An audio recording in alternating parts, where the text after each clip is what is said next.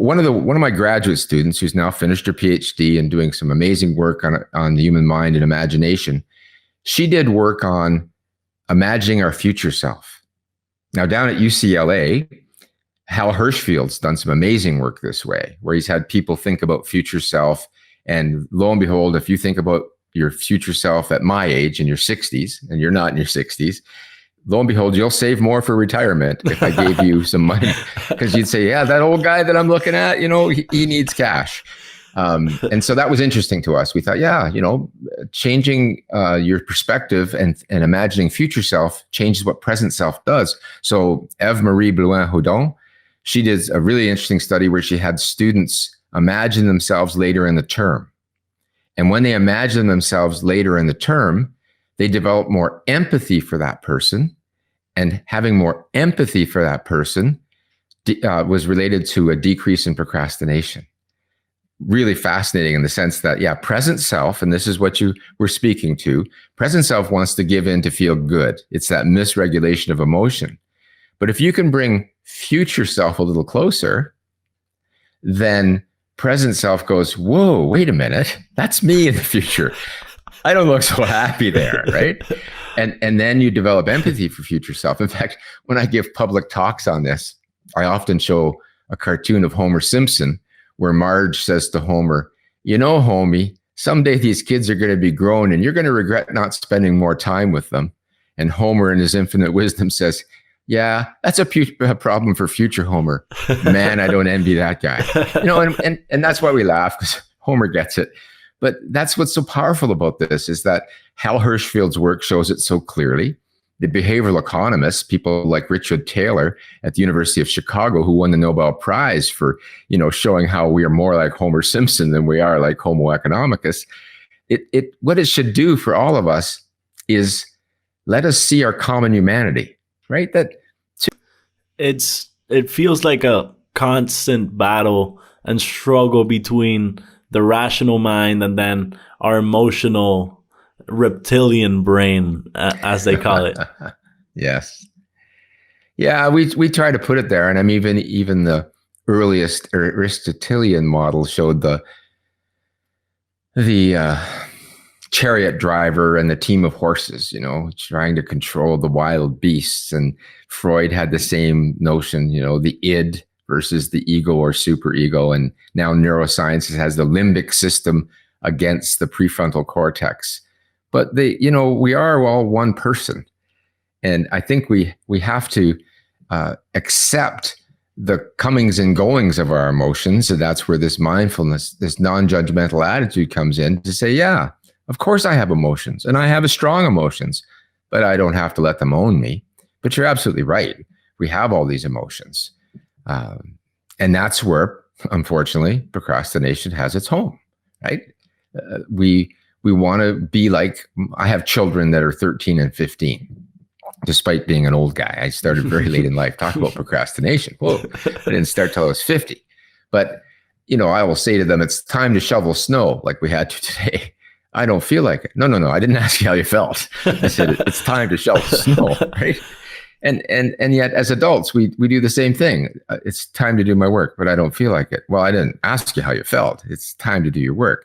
So the struggle you speak of is really just embracing a very childish attitude, right? And let me take it another way, because some people might go, are you calling me childish?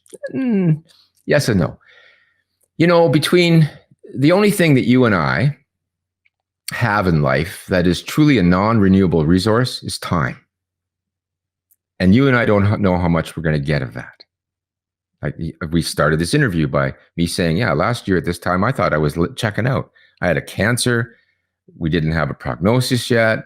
I just knew it was metastatic because the primary tumor wasn't where the other tumors were. The other tumors were in my lymph. I thought, I'm done. So I thought my time was up. And yet none of us know when that is. So I think that's why in every world religion, to waste time, this notion of sloth, is a sin, right? It doesn't matter what religion you're speaking of. We don't have to just think of Judeo-Christian. We can think of many world traditions. And it's a deeply existential issue that reflects that human beings are bound by time. We're born and we die. And in between, we have to decide, what is it I'm doing with my life? And as you were talking about in the founding of your podcast, both of you decided that, yeah, you weren't going where you wanted to be going. You wanted to change direction. How do we do that? Well, recognizing that time is limited and that this is not a dress rehearsal, this is your life, is powerfully motivating, right? And so I want to go back to what I was joking about when I say we can be childish. Well, when I work with young people in particular, I try to develop in them a sense of agency. This is your life. Like, own it. Like, be sure you're the author of your own life. Not so that you're a better employee necessarily, not so that you make more widgets, but that you spent the day that you wanted to spend the day doing. So you don't have these regrets, because you don't want to die with those regrets. And because this is your life and you don't get today back again. In fact, if I can do this while because I'm not sharing my screen, but I did a talk for university students in Canada, quite a distance from where I am right now, last week. And at the same time I was about to give the talk, there was a piece published in University Affairs, which is a magazine about universities in Canada. And the author, Carrie Banks, used a quote from the philosopher Francis Bacon. And it was so moving to me, I put it in at the end of my slides. And my host, who had invited me to speak, she said, people wrote to me and said they cried when they read that last slide. So I want to share it with you because it speaks to all the things I was just saying, Antonio. This is Francis Bacon, the English philosopher.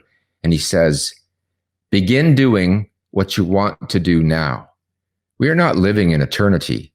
We have only this moment, sparkling like a star in our hand and melting like a snowflake. Now, for those who in your audience are more poetic at heart than social scientific, who don't want a tip or technique, then that quote is powerfully moving. You know, that last line, sparkling like a star in our hand, which is what our lives are, and melting like a snowflake, which is also the truth. And this is something that Parker Palmer often speaks of. The opposite of one great truth is another great truth. And that's why that quote is so powerful, right? Yeah. So all of these things, when you asked me that question that I almost forgot, this giving in to feel good and the limbic system taking over, yeah, that's the human condition. And we've been faced with that since we have been human beings, Homo sapien. Now, certainly social science and neuroscience is bringing us different perspectives on this, but this is not a new dilemma. And the dilemma has been faced by philosophers and people who have practiced meditation in different faiths, and that we need to embrace those things as we move forward.